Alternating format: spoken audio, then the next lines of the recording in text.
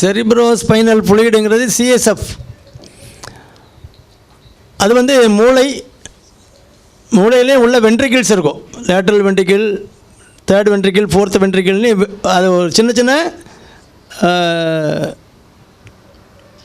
என்ன ஒரு கேப் மாதிரி இருக்கும். அதிலெல்லாம் ஒரு சர்க்குலேட்டிங் ஃப்ளூயிட் இருக்கும். அது வந்து கீழே தண்டுவடத்தை சுற்றி இருக்கும் செரிப்ரோஸ்பைனல் ஃப்ளூயிடுங்கிறது. அதுலேருந்து மூளைக்கும் போய் மூளையிலே உள்பாகத்தில் அந்த வென்ட்ரிக்கிள்ஸோட கனெக்டடாக இருக்கும்.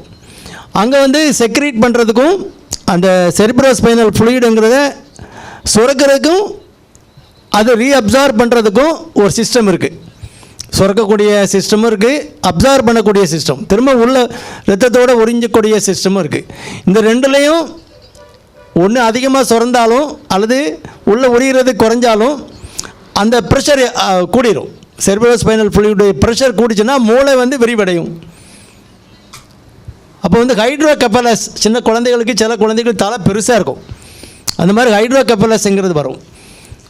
அது நார்மல் ப்ரெஷர் ஹைட்ரோகெஃபலஸ்ன்னு இருக்குது. அது ப்ரெஷர் கூடுனால வர்ற அது வந்து மூளையை பாதிக்கும். அது ஒரு கரெக்டான ப்ரெஷரில் ஓடிக்கிட்டு இருக்கணும் செரிப்ரோஸ்பைனல் ஃப்ளூயிட். நம்ம அந்த மூளைக்குரிய சில முக்கியமான அந்த சத்துக்களெல்லாம் அதில் போய் எல்லா இடமும் டிஸ்ட்ரிபியூட் ஆகணும். அப்புறம் லூப்ரிகேட்டிங், அது வந்து மூளை வந்து லூப்ரிகேஷனான ஒரு இன்ஜின் ஓடிக்கிட்டு இருக்குன்னா அதில் நம்ம லூப்ரிகேஷன் கொடுக்குறீங்கல்ல இன்ஜினியர்ஸ் எல்லாம், அந்த லூப்ரிகண்ட் மாதிரி ஒரு ஃப்ளூயிட் சுற்றி ஓடிக்கிட்டே இருக்கும். மூளையினுடைய நார்மல் ஃபங்க்ஷனுக்கு அது கண்டிப்பாக வேணும்.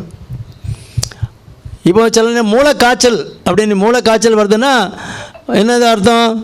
அந்த செரிப்ரோஸ்பைனல் ஃப்ளூயிடு இன்ஃபெக்ட் ஆகிடுச்சுன்னு அர்த்தம். அதில் கிருமி தொற்று வந்திருக்கு. அப்படிங்கும்போது ஒரு ஸ்பைனில் டேப் பண்ணி அந்த சிஎஸ்எஃப் தான் எடுப்போம். செரிப்ரோஸ்பைனல் ஃப்ளூயிடை கொஞ்சம் எடுத்து 5 மில்லி எடுத்து அனலைஸ் பண்ணி பார்த்தா தெரியும். அதில் சலம் இருக்கும், அதில் சால்ட்டுகள் இருக்கும், குளோரைடு, சுகரு, அந்த கண்டென்ட்லாம் எவ்வளோ இருக்குன்னு கண்டுபிடிப்போம். அதை வச்சு இது வந்து பாக்டீரியல் இன்ஃபெக்ஷனா டியூபர்குலோசிஸ் இன்ஃபெக்ஷனா, டிபி கிருமினால் வந்த ஒரு தொற்று, கிருமி தொற்று. அதை வந்து என்ன சொல்லுவோம்? மெனிஞ்சைட்டிஸ்ன்னு சொல்லுவோம். மெனிஞ்சஸ்ங்கிறது அந்த மூளையினுடைய அது சுற்றி இருக்கக்கூடிய ஒரு ஜவ்வு, அது இருக்கணும். மெனிஞ்சஸ்ங்கிறது அதை சுற்றி இருக்க ஜவ்வு, அது புண்பட்டால் தான் இப்படி வரும். அதில் வந்து சாதாரண பாக்டீரியா வரலாம் அல்லது டிபி கிருமினால் வரலாம். அப்போ டியூபர்குலோசிஸ் மெனிஞ்சைட்டிஸ் அப்படின்னா அதுக்குரிய ட்ரீட்மெண்ட் ஸ்டார்ட் பண்ணணும். பாக்டீரியல் மெனிஞ்சைட்டிஸ்னால் அது என்ன பாக்டீரியா இருக்குங்கிறதே கல்ச்சரில் கண்டுபிடிச்சி அதுக்குரிய ஸ்பெசிஃபிக் ஆன்டிபயோட்டிக் போட்டு அதை சரி பண்ணணும். இல்லைனா உள்ளுக்குள்ளே எல்லாம் புண்ணாகி அந்த செரிப்ரோஸ்பைனல் ஃப்ளூயிட் சரியாக போகலைன்னா மூளையே கெட்டு போகும். காய்ச்சல் அதிகமாக வந்துக்கிட்டே இருக்கும், கண்ட்ரோல் வராது, சுய நினைவு இழந்துடும். குழந்தைக்கே பெரியவங்களுக்கோ நினைவு போயிடும், ஃபிட்ஸ் வரும். ஏன்னா உள்ள இரிட்டேஷன் இருக்கனால ஹை ஃபீவர், காய்ச்சல் வரும், அந்த மாதிரிலாம் ப்ராப்ளம் வரும். அந்த செரிப்ரோஸ்பைனல் ஃப்ளூயிட் வந்து லூப்ரிகேட்டிங் ஃப்ளூயிட் போக நிறைய ஃபங்க்ஷன்ஸ் இருக்குது. அந்த சால்ட்டு அதெல்லாம் பிரெயினுக்கு ரெகுலேட் பண்ணக்கூடிய அது சுற்றி வந்துக்கிட்டே இருக்கும். அதில் பிளாக் வந்தனாலும் ஹைட்ரோகெஃபலஸ் வந்துடும், அல்லது இன்ஃபெக்ஷன் வந்ததுன்னா மெனிஞ்சைட்டிஸ்ன்னு சொல்லுவோம்ல, மெனிஞ்சைட்டிஸ், என்கெஃபலைட்டிஸ், டோட்டலாக மூளையில் எல்லா பகுதியுமே அந்த ஒரு மெனிஞ்சஸ்ங்கிறது ஒரு மெம்பரேன், ஒரு ஜவ்வு, அது ஒரு இடத்துல பண்ணால் அப்படியே பரவி எல்லா இடமும் வந்துடும். அதனால் மூளையில் சுருக்கங்கள் விடும், ஃபிட்ஸ் வரும். சிக்கலைனா அது திரும்ப புண்ணு ஆறுன பிறகுமே அந்த குழந்தைகளுக்கு சிலருக்கு லைஃப் லாங்காக ஃபிட்ஸ் வராமல் இருக்கக்கூடிய மாத்திரை கொடுக்கணும். சில இந்த கை காலெலாம் இழுத்து வச்சுக்கிறது, அந்த மாதிரிலாம் ப்ராப்ளம்ஸ் வரும். அது இன்ஃபெக்ஷன் ஆனால் இதுதான் அதனுடைய வேலை. ஆனால் அதில் இன்ஃபெக்ஷனுங்கிறது அது நோய், அந்த ப்ராப்ளம் வரும். அப்போ அது கண்டிப்பாக செரிப்ரோஸ்பைனல் ஃப்ளூயிடு ஒழுங்கான லெவலில் சுரக்கணும், ஒழுங்கான லெவலில் அப்சார்ப் ஆகணும் திரும்பவும். அதுதான் எல்லா இடக்கும் லூப்ரிகேட்டிங் ஃப்ளூயிட் சொன்னேன்.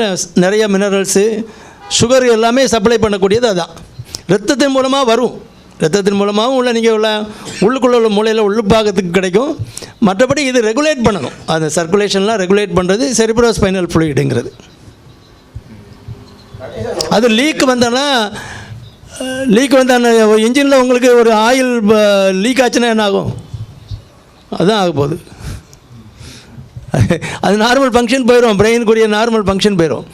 செரிப்ரோஸ்பைனல் ஃப்ளூயிடு வந்து எங்கேயுமே லீக் இருக்கக்கூடாது. சில நேரங்களில் நீங்கள் செரிப்ரோஸ்பைனல் ஃப்ளூயிட் வந்து எப்போ லீக் வரும்னா முதுகில் ஊசி போட்டு ஆப்ரேஷன் பண்ணுறோம்ல, மயக்க ஊசி போட்டு, அப்போ அந்த ஸ்பைனல் ஃப்ளூயிட் வந்து சொட்டு சொட்டாக விழுந்த பிறகு தான் நாங்கள் கன்ஃபார்ம் பண்ணிட்டு தான் அதில் மருந்து போடுவாங்க.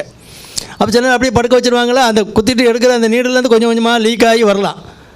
லீக் ஆகி வரும்போது என்ன ஆகும், அந்த ஃப்ளூயிடினுடைய அந்த ப்ரெஷர் எஃபெக்ட் குறையும் போது அவங்க மயக்கம் கொடுத்ததுனால உள்ள சைடு எஃபெக்ட் என்ன வரும், மயக்கம் கொடுத்து 2 நாள் கழிச்ச பிறகு எழுந்து பேஷண்ட் உட்கார வைப்போம்ல, உட்கார முடியாது. உட்கார்ந்தது பயங்கர சிவியர் ஹெட்டேக் வரும். இந்த பக்கம் ஆக்சிபிட்டல் ரீஜனில் பின்னால் வரும், உட்கார முடியாது, படுத்துக்குவாங்க. படுத்தா நல்லாயிரும். அப்போ அந்த ப்ரெஷரு நார்மல் ஆகும் வரைக்கும் ஃப்ளூயிட் போடும், திரும்பவும் குளுக்கோஸை கூட 2 நாளைக்கு போட வேண்டியிருக்கும். போட்டால் சரியாயிடும், அவ்வளோதான். அது ஒன்றும் பெரிய பிரச்சனை இல்லை.